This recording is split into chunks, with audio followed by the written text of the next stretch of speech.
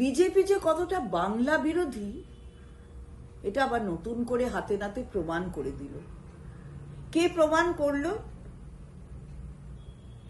ভারতবর্ষের সংসদে দাঁড়িয়ে এই প্রমাণ দিলেন স্বয়ং প্রধানমন্ত্রী নরেন্দ্র মোদী।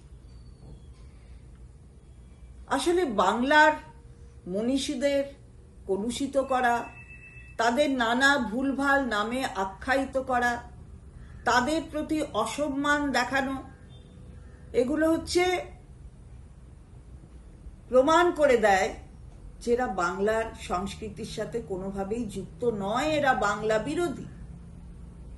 দেখেছেন না, জাতীয় সভাপতি ভারতীয় জনতা পার্টির জেপি নাড্ডা তিনি এলেন, বললেন কবিগুরুর জন্মস্থান শান্তিনিকেতন। কত বড় অজ্ঞতার পরিচয় দিলেন। আর আরেকজন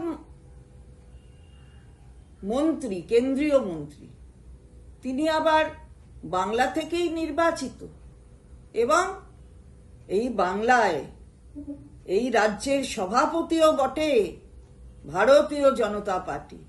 তিনি স্বামী বিবেকানন্দকে বললেন কি? বললেন উনি অজ্ঞ বাম প্রোডাক্ট। ভাবা যায় স্বামীজিকে এইভাবে আক্রমণ করে?